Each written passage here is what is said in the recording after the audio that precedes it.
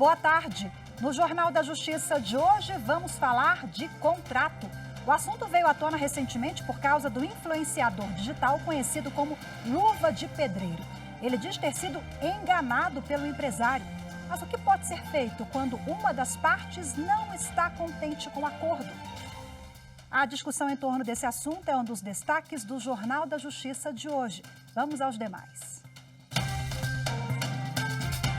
Ministro Alexandre de Moraes, do Supremo Tribunal Federal, prorroga por mais 5 dias prisão temporária de Ivan Rejane Fonte Boa Pinto. Ele é investigado por ameaçar ministros do Supremo e do TSE. Superior Tribunal de Justiça mantém ação penal contra procurador aposentado denunciado por corrupção passiva.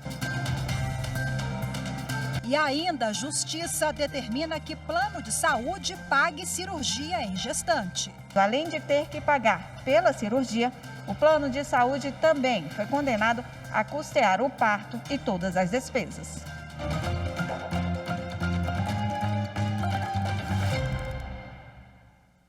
O ministro Alexandre de Moraes, do Supremo Tribunal Federal, prorrogou por mais 5 dias a prisão temporária de Ivan Rejane Fonte Boa Pinto. Ele é investigado de ameaçar ministros do Supremo Tribunal Federal e do Tribunal Superior Eleitoral.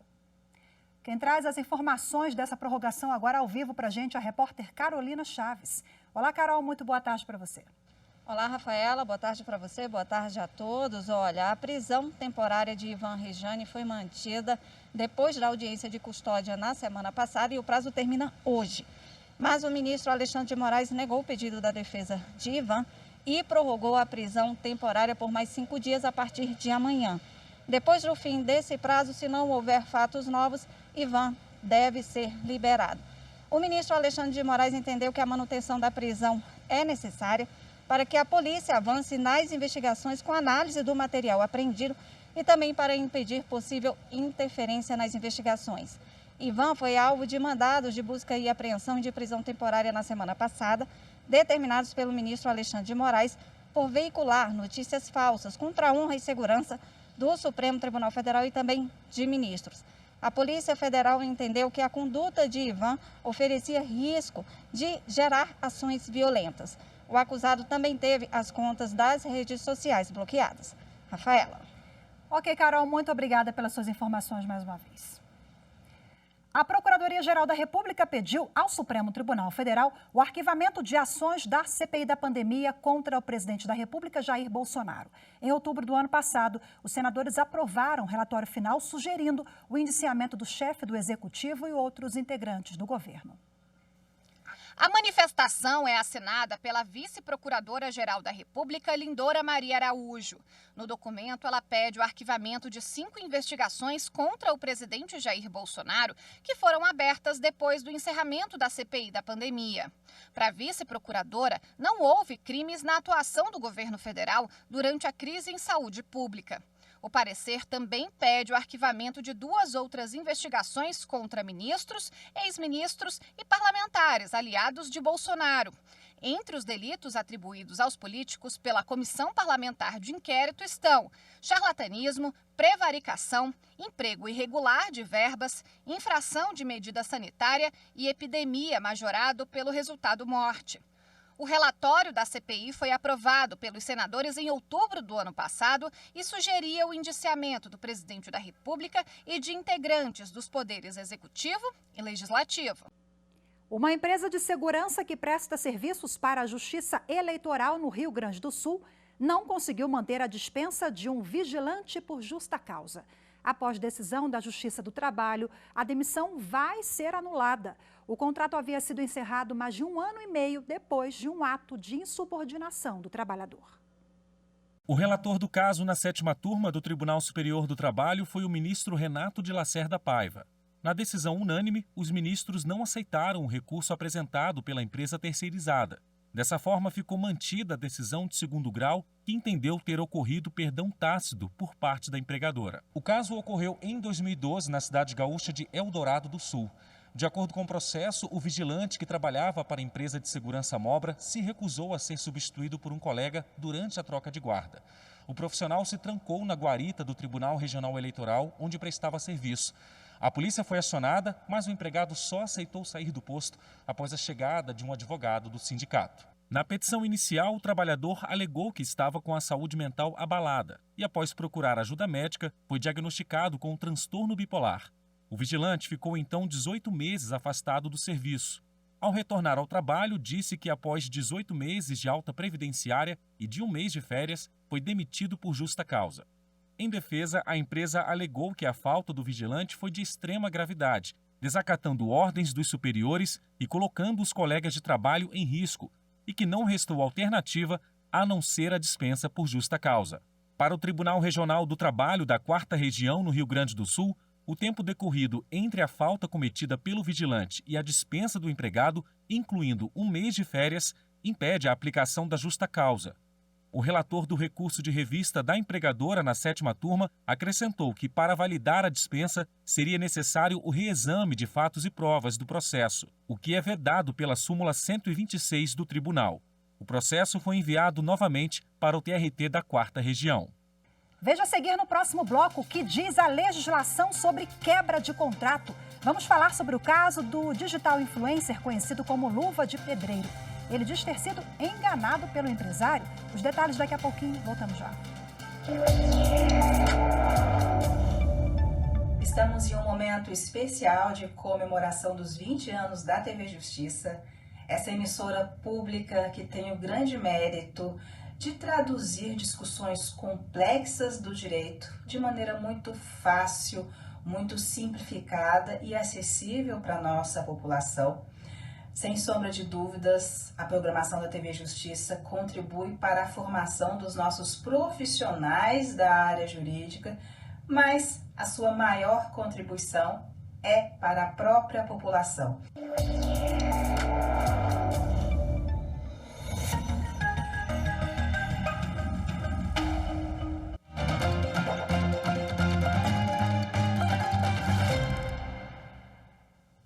O contrato é um instrumento jurídico utilizado nas relações econômicas baseado no livre acordo das partes.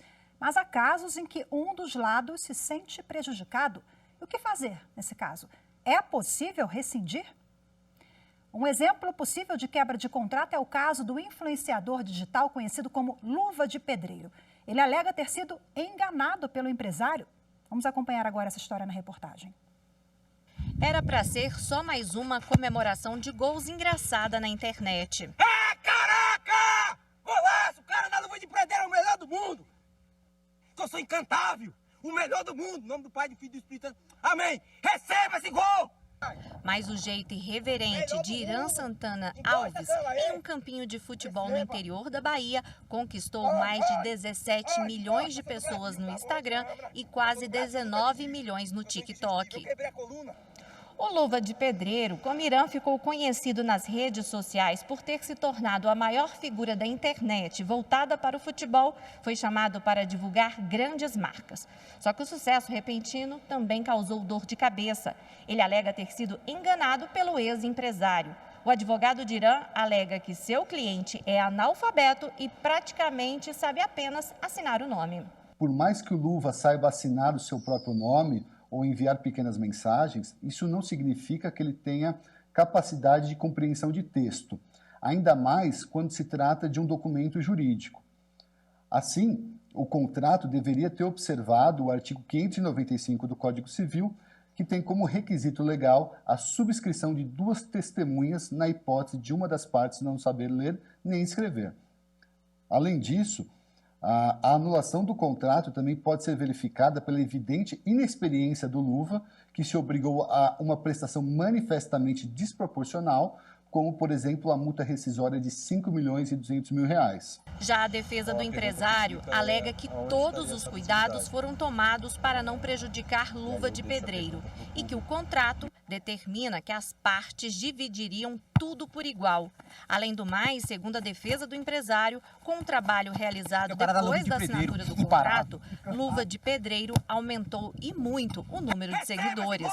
Quando ele foi firmado, ficou acordado, expressamente acordado, como eu falei, todas as partes estavam cientes, a família toda do Irã estava ciente, que, naquele momento, cada uma das partes faria jus a 50% do valor de cada contrato que fosse firmado. Naquele momento, o Irã ele tinha 200 mil seguidores, absolutamente desconhecido no mercado, nem se compara a amplitude que ele tinha para que ele tem hoje. Quando o contrato foi rescindido, ele já tinha cerca de 17 milhões, 16 milhões de seguidores, e era um dos maiores influencers do mundo. Então não se compara, né, você firmar contrato com uma pessoa que tem 200 mil seguidores, em que você firma um contrato meio a meio.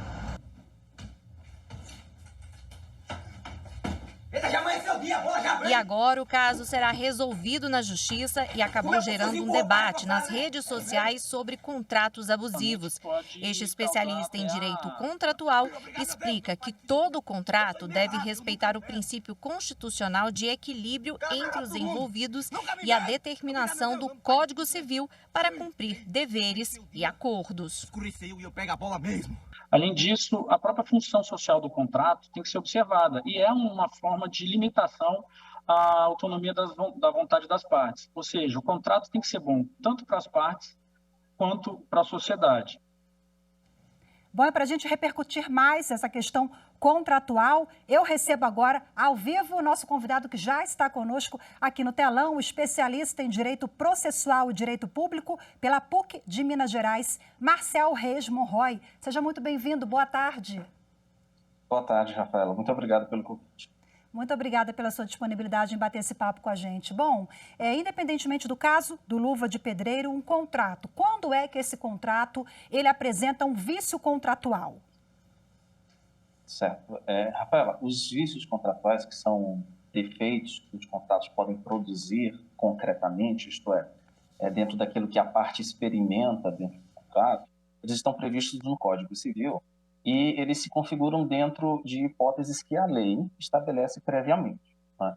No caso do Irã, muito se discutiu, tanto na comunidade jurídica quanto nas redes sociais, a eventual existência de vícios decorrentes, como foi falado na reportagem, de inexperiência ou de erro, né? São duas modalidades, duas espécies de vícios do negócio jurídico que estão previstos no Código Civil. Esse caso do Luva de Pedreiro, né, professor, é repleto de peculiaridades. A gente tem ali um menino que pode ser analfabeto, a família também, a falta de um assessoramento jurídico na hora da assinatura desse contrato. O que mais chama a atenção do senhor, nesse caso específico, inclusive com o Poder Judiciário se adaptando ali no que nós temos, né, da letra seca da lei, vamos colocar, e ao caso que envolve esses detalhes todos. Sim, perfeito. Rafaela, é um caso extremamente complexo que envolve uma série de detalhes técnicos e conceitos jurídicos e também sociais e econômicos que causam influência na compreensão desse contrato. Então, quando uma parte ela não tem condições intelectuais, e aqui nós não estamos falando somente de escolarização, mas de como o indivíduo consegue entender aquele contrato e o proveito que pode ser obtido e extraído a partir daquela relação. Então, ela precisa, como foi asseverado em alguns pontos, ter segurança, e esse é o objetivo do contrato, para que deles venham os resultados que inicialmente ficaram negociados e pactuados entre as pessoas. Caberá ao Poder Judiciário, né, aplicar a lei a esse caso concreto, solucionando esse tipo de questionamento que pode ser apresentado pelas partes, a fim de fazer prevalecer a função social do contrato, que é uma cláusula geral tanto do direito civil como também do direito constitucional. Marcel, mas se uma das partes se sentiu ali ofendida ou acha que está sendo prejudicada, qualquer alteração, a rescisão precisa ser feita pelo Poder Judiciário, por intermédio da Justiça? Não. Ninguém pode ser obrigado a ficar mantido preso a um contrato, né? Pela nossa própria liberdade de contratação, nós podemos fixar contratos e se desfazer deles. Isso está previsto no Código Civil. E quanto a isso, não há nenhum tipo de óbice, né? As partes elas podem se desvencilhar contratualmente fora da Justiça, como dentro da Justiça, ou até mesmo através de um procedimento de arbitragem, né? Que é um novo mecanismo que a nossa legislação prevê e o Supremo Tribunal Federal já confirmou essa possibilidade.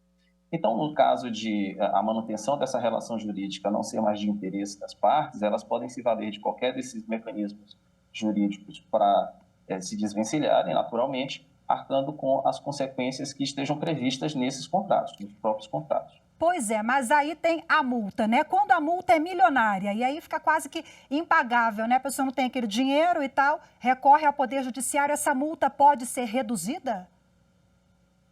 Sim, sem sombra de dúvidas. A legislação estabelece, inclusive, a possibilidade tanto de o juiz, quando identificar que a consequência, a multa, ou seja, a cláusula penal, ela é desproporcional, ela assume um valor extremamente excessivo, é permitido ao juiz que faça a redução do valor dessa multa até que ela esteja dentro dos costumes ou até mesmo dentro daquilo que se espera de uma relação equilibrada contratualmente falando, né? E um detalhe também é importante, a multa do contrato nunca pode exceder ao valor principal desse contrato, e essa é uma outra limitação que o magistrado, ao julgar o caso concreto, pode, inclusive, determinar essa redução a fim de fazer valer essa norma. Rapidinho aqui para a gente finalizar. Esse caso do Luva de Pedreiro, ele representa o caso de tantos jovens, né, que tentam sucesso. É um jovem nordestino de origem humilde, que estava tentando ali, né, às vezes brincando, mas se tornou aí sucesso mundial, e temos tantos outros jovens que tentam trilhar o mesmo caminho. Qual é a orientação para quem nos acompanha agora e pretende assinar um contrato, a carreira já está ali se consolidando? Assina um contrato, tem que ter quem ali? Um advogado, né? Imprescindível, professor. É a recomendação máxima que se pode fazer. Até mesmo dos negócios mais simples é necessária a intervenção do advogado, porque ela fará o esclarecimento, a intervenção do advogado dará esclarecimentos às partes em relação aos detalhes que estão envolvidos naquele contrato e as consequências que o contrato pode produzir, né, até mesmo nas relações mais simples.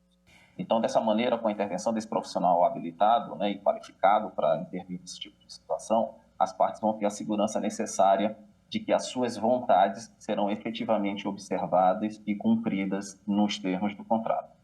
Fico alerta aí. Mais uma vez, muito obrigada pela sua participação. Boa tarde para o senhor, até a próxima. Muito obrigado, uma boa tarde. Tchau, tchau. E você vai ver a seguir no próximo bloco. No Paraná, a Justiça determina que a operadora de plano de saúde custeie cirurgia em gestante. Os detalhes no próximo bloco, fique com a gente. Aproximar a justiça da sociedade. É esse o papel que a TV Justiça vem cumprindo ao longo dos anos, dando transparência ao julgamento dos processos, não apenas para a comunidade jurídica, mas para toda a sociedade. Sua programação leva informação segura sobre o dia a dia do judiciário e conhecimento jurídico de qualidade, uma forma genuína de assegurar acesso à justiça, um direito de todos.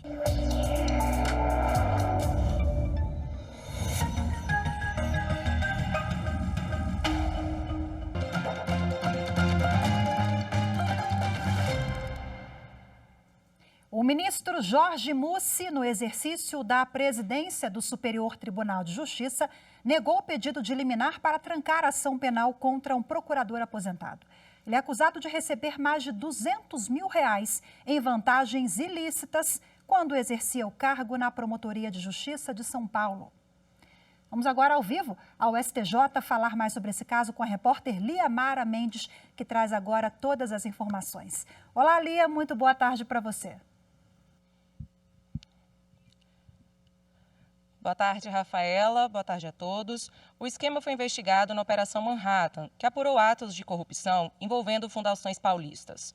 Segundo o Ministério Público Estadual, os valores teriam sido pagos por uma empresa para que ela fosse nomeada pelo procurador para a realização de auditoria externa em contas e documentos de fundações privadas. O procurador foi denunciado pelo crime de corrupção passiva. No pedido de trancamento da ação penal, a defesa alega que o MP não demonstrou relação entre o recebimento dos valores apontados na acusação e os atos de nomeação realizados pelo procurador. Em análise preliminar do recurso em habeas corpus, o ministro Jorge Mussi afirmou que não há ilegalidade que justifique a concessão da liminar em regime de plantão judicial. Ele observou que o Tribunal de Justiça de São Paulo apontou a existência de indícios suficientes para instaurar o processo penal, como comprovantes de movimentações bancárias. Agora, o mérito do recurso no STJ será analisado pela 5ª turma. Eu volto com você, Rafaela. Muito obrigada, Lia, mais uma vez pelas informações. Tchau, tchau. A Justiça de Maringá, no Paraná, determinou que o plano de saúde pague uma cirurgia intrauterina em uma mulher grávida, mesmo que a cobertura do procedimento esteja na lista da Agência Nacional de Saúde Suplementar como não obrigatório. Ainda cabe recurso da decisão. O plano de saúde negou a cobertura da cirurgia, alegando que esse tipo de procedimento não faz parte do rol taxativo da ANS e que a cirurgia não tem comprovação científica de eficácia. Mas o juiz considerou que o caso é extremamente delicado e com apenas um médico apto a realizar esse tipo de cirurgia no Brasil. Por isso, atendeu ao pedido da grávida, mesmo que a cirurgia esteja fora da lista de obrigações do plano de saúde. A autora da ação descobriu a deformidade no crânio do feto com 13 semanas de gestação, sendo recomendada pelos médicos uma cirurgia de correção antes do bebê nascer. De acordo com a decisão, as chances de recuperação saudável e de desenvolvimento normal da criança após o nascimento são muito maiores. Nesse sentido, além de ter que pagar pela cirurgia, o plano de saúde também foi condenado a custear o parto e todas as despesas. Bom, e essa decisão é assunto para a nossa conversa de hoje com o consultor jurídico Daniel Villanova, que já está aqui conosco. Seja bem-vindo mais uma vez. Boa tarde, Daniel. Boa tarde, Rafaela. Um prazer estar aqui. Prazer é sempre nosso. Bom, a reportagem, ela mostra justamente um caso, né, recente, que acaba indo ali contra, digamos assim, na prática, a decisão recente também do STJ, o Superior Tribunal de Justiça, que determinou que o rol da ANS é taxativo. Mostra que cada caso é um caso, né, Daniel? Nós temos um olhar sensível do Poder Judiciário. Exatamente. O que a gente observa aí, Rafaela, é a composição entre dois discursos. O discurso da política pública, da qual a Agência Nacional de Saúde Suplementar, ANS, é a titular, é quem tem a capacidade institucional, e situações limite em que os cidadãos e as cidadãs buscam o Poder Judiciário para buscar a tutela do direito à saúde, né? A decisão do STJ, ela chancelou, que é recente, né? Ela chancelou uma lógica, a regra geral. Essa decisão que foi objeto da matéria de hoje traz justamente a possibilidade de uma tutela efetiva para situações bastante excepcionais, e uma vez que o magistrado entendeu, no caso, que esse procedimento, essa intervenção, ela traria, sim, a possibilidade de preservação da vida do feto e também da saúde da gestante. A gente tem um fenômeno, né, nos últimos anos, que a gente ficou ficando conhecido como a judicialização da saúde.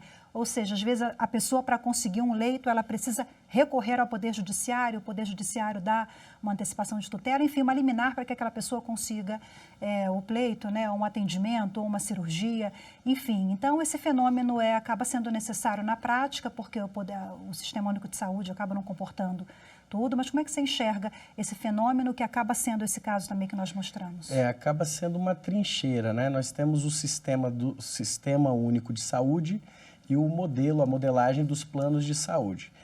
Os dois, de maneira complementar, oferecem a saúde aos cidadãos e às cidadãs. Quando esses sistemas não oferecem esse acesso à saúde, é necessária a chamada judicialização.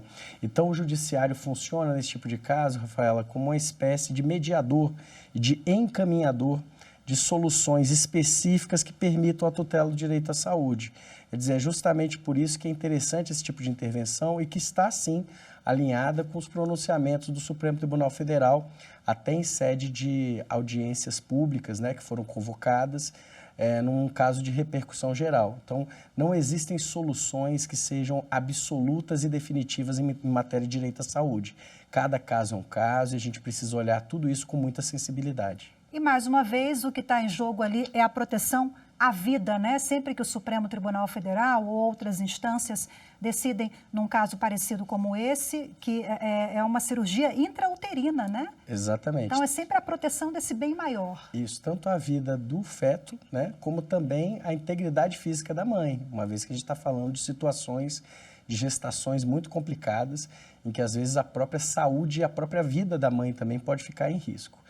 Então, a determinação que foi dada pelo juízo de origem foi no sentido de oferecer à mãe gestante o melhor tratamento médico possível, considerando já o que temos em termos de aprendizado no território nacional.